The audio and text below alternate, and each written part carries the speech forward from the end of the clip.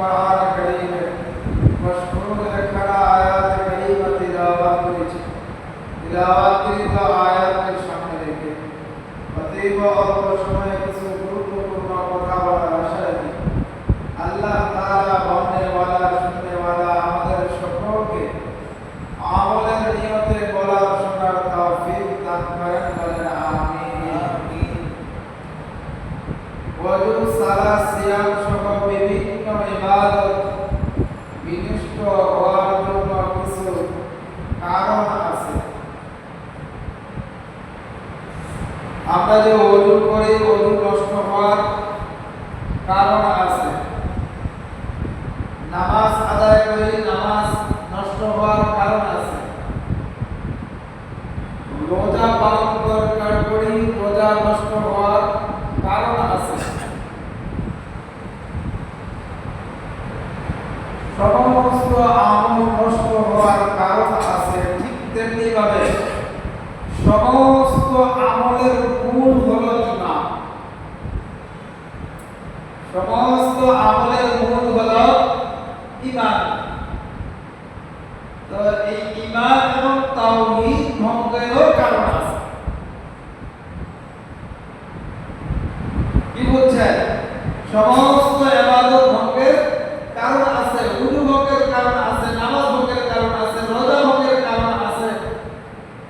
ঠিক তেমনি ভাবে এই সব আমলের মূল হলো ঈমান। তো ওই ঈমান এবং তাওহীদ ভঙ্গেরও কিছু কারণ আছে, কিন্তু অত্যন্ত পরিতাপ এবং আফসোসের বিষয় হলো আমরা নামাজ ভঙ্গের কারণ অনেকবার শুনেছি, অনেকেই জানি, রোজা ভঙ্গের কারণ জানি, ওযু ভঙ্গের কারণ অনেকেই আমরা জানি। সবগুলো সিরিয়াল মতো বলতে না পারলেও বুঝ আছে যে এই ঘটনার কারণে এই কাজের কারণে আমার ওযু নষ্ট হয়ে গেছে, নতুন করে ওযু করতে হবে। কি বলে জানি কি জানি? সিরিয়াল মতো বলতে পারবো না। ওযু ভঙ্গের কারণ 7টা, এর মধ্যে সিরিয়াল ভাবে বলতে পারবো না, কিন্তু আনসিরিয়ালে আমরা কিন্তু বলতে পারবো। বলতে না পারলেও কমস কম 7টা কারণে যে ওযু নষ্ট হয়, ওযু যে নষ্ট হয়েছে এটা কিন্তু বলতে পারবো।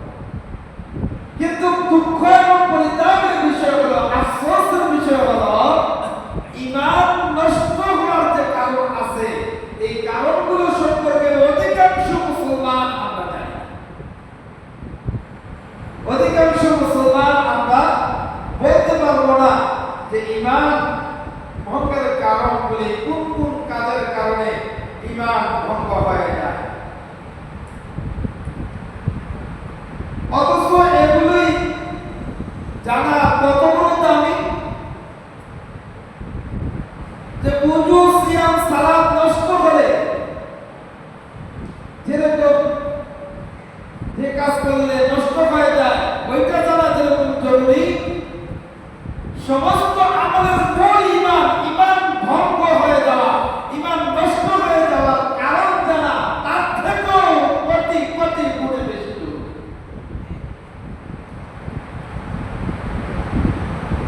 এজন্য ঈমান নষ্ট হয়ে যাওয়ার কারণ সম্পর্কে আপনাদের সামনে আলোচনা করার জন্য আয়াতে কারিমা তিলাওয়াত করেছি। কারণ কি? যে জিনিস যত দামি তা বিনষ্ট হওয়া থেকে রক্ষা করাটা তত গুরুত্বপূর্ণ। যে জিনিসটা যত দামি হয় ওই জিনিসটা নষ্ট হওয়া থেকে হেফাজত করা তত বেশি দামি হয়ে যায়। দুনিয়ার জীবনে একজন মুমিনের জন্য, একজন মুসলমানের জন্য যেহেতু ঈমানই সবচেয়ে দামি এবং গুরুত্বপূর্ণ, তাই এটা বিনষ্ট হওয়ার কারণসমূহ জেনে থাকা, ঈমানকে রক্ষা করা তার কাছে সবচেয়ে অগ্রাধিকার পাওয়া সবচেয়ে বেশি। আর এটা সবচেয়ে বেশি অগ্রাধিকার হওয়াটা এটা স্বাভাবিক বিষয়। কারণ যেহেতু সমস্ত আমলের মূল ঈমান, ইমান নাই, নামাজ নাই, ইমান নাই, রোজা নাই, ইমান নাই, যাকাত নাই, ইমান নাই, কুরবানি নাই, ইমান নাই, দান সদকা নাই, ইমান নাই তো কোনো আমলই নাই। তো সমস্ত আমলের মূল বোঝা গেল ইমান ভঙ্গের কারণ কয়টি। এ নিয়ে অনেক আলেম এবং গবেষকদের মাঝে সংখ্যাগত কিছু মত পার্থক্য থাকলেও এটা মৌলিক কোনো মত পার্থক্য নয়। বস্তুত বুদ্ধের বিচারে কেউ কম সংখ্যক কথা বলে উল্লেখ করেছেন, আবার কেউ বিস্তারিত বলতে গিয়ে প্রকার বৃদ্ধি করেছেন। কারো আলোচনায় একটার মধ্যে একাধিক কারণ চলে আসে, আবার কারো কারো আলোচনায় প্রত্যেকটিকে আলাদা আলাদা করে বিচার করা হয়েছে। এজন্য বিভিন্ন ধরনের কথা বা আলোচনার সংখ্যাগত কিছুটা ভিন্নতা হলেও অবশ্য দুই একটি বিষয় মৌলিক মতনৈকট্য রয়েছে। আমরা সব কারণ যাচাই বাছাই করে আপনাদের সাথে পরিমার্জিত এবং পরিশোধন করে মোট 10টি কারণ সম্পর্কে আলোচনা। 10টি কারণ ইমান ভঙ্গের 10টি কারণ। কয়টি কারণ? 10টি কারণ সম্পর্কে আমরা আলোচনা আজকে শুনব। বিস্তারিত আলোচনা করার মতো কোনো সুযোগ নাই, কারণ সময় তো সংক্ষিপ্ত সময়। এই সংক্ষিপ্ত সময়ে এতই গুরুত্বপূর্ণ এই বিষয়ে বিস্তারিত আলোচনা করতে গেলে অনেক সময়ের দরকার আছে।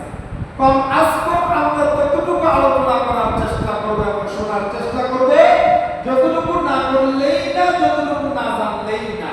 কম আজকে 10টি কারণ আমরা যদি মূল বিষয়গুলো জানি, মৌলিক বিষয়গুলো যদি জানতে পারি, অন্ততপক্ষে বুঝতে পারবো যে এই কারণগুলোর দ্বারা আমার ঈমান নষ্ট হয়ে যাবে। অতএব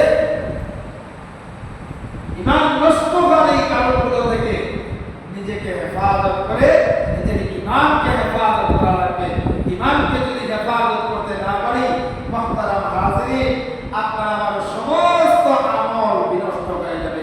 কোন আমলই আল্লাহর কাছে গ্রহণ করবে না।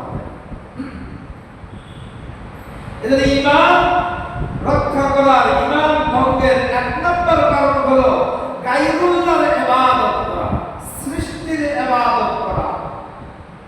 যেমন আমরা সূরা ফাতিহার মধ্যে পড়ি, ইয়্যাকা না'বুদু ওয়া ইয়্যাকা নাস্তাঈন। পড়ি ইয়্যাকা না'বুদু ওয়া ইয়্যাকা নাস্তাঈন।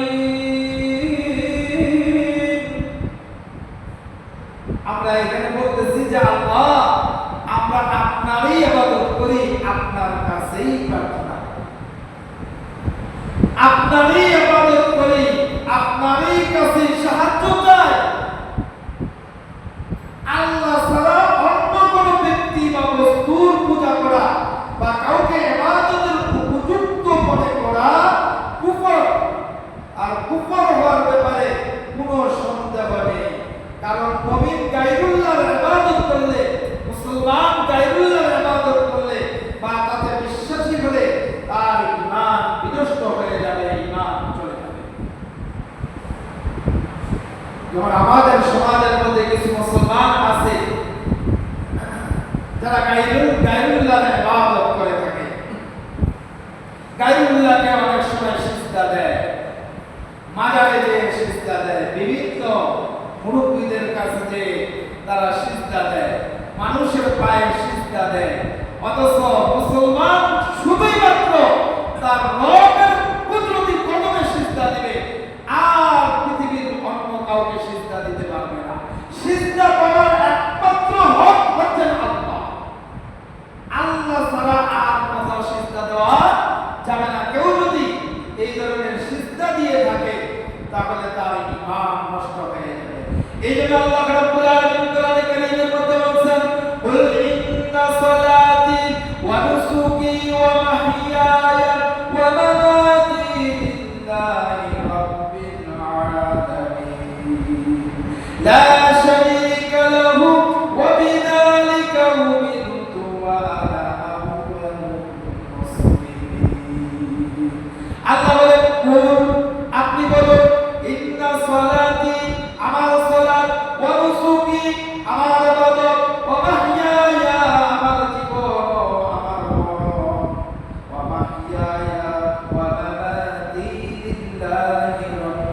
আলামিন।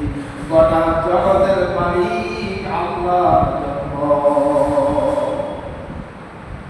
তাহলে আমার নামাজ, আমার ইবাদত, আমার মরণ, আমার জীবন সব কিছু হবে একমাত্র আল্লাহর জন্য। কার জন্য? জোরে বলতে হবে, কার জন্য? আল্লাহর জন্য হতে হবে।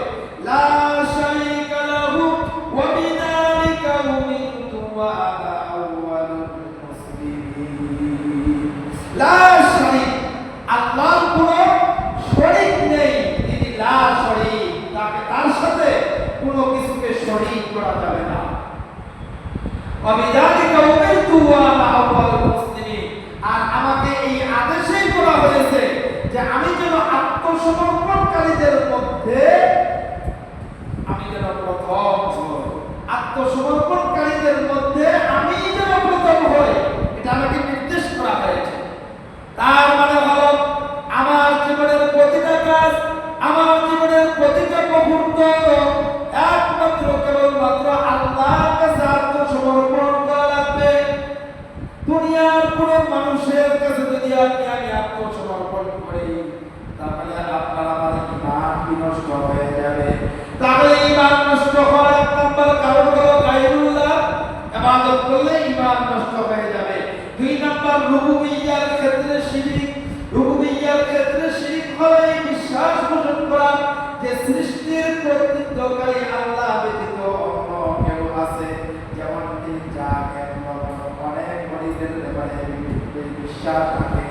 যেমন ওলিদের ব্যাপারে অনেকেই ধরনের বিশ্বাস থাকে যে অমুক আল্লাহর ওলির কাছে অমুক ক্ষমতা আছে, অমুক আল্লাহর ওলির কাছে সন্তান দেওয়ার ক্ষমতা আছে, অমুক আল্লাহর ওলির কাছে ক্ষমতা দেওয়ার ক্ষমতা আছে, অমুক আল্লাহর ওলির দরবারে যদি আমি যাই তাহলে আমার সন্তান পরীক্ষায় পাস করবে, আমার সন্তানের ভালো চাকরি হবে, আমার ব্যবসা ভালো উন্নতি হবে। এই ধরনের বিশ্বাস যারা করবে, শুধু বিশ্বাসই নয়, এই ধরনের কাজ যারা করবে, অথবা মনে অন্তরে তারা বিশ্বাস করবে, অথবা জবানে প্রকাশ করবে, অথবা কর্মে প্রকাশ করবে, তাদের ঈমান নষ্ট হয়ে যাবে। ঈমান, এই হলো দুই নম্বর কারণ রুবুবিয়্যাতের ক্ষেত্রে শিরক করা। যেমন শিয়া, ইমামিয়া, ইসলামিয়া বাতিনি সম্প্রদায় বিশ্বাস করে যে সৃষ্টি জগতে তাদের ইমামদের অদৃশ্য ক্ষমতা এবং কর্তৃত্ব আছে, তারা বিশ্বাস করে। এসব বিশ্বাস সব শিরকপূর্ণ, কেননা মুমিন এমন বিশ্বাস করতে পারে না। মুসলমানের বিশ্বাস এই ধরনের কথা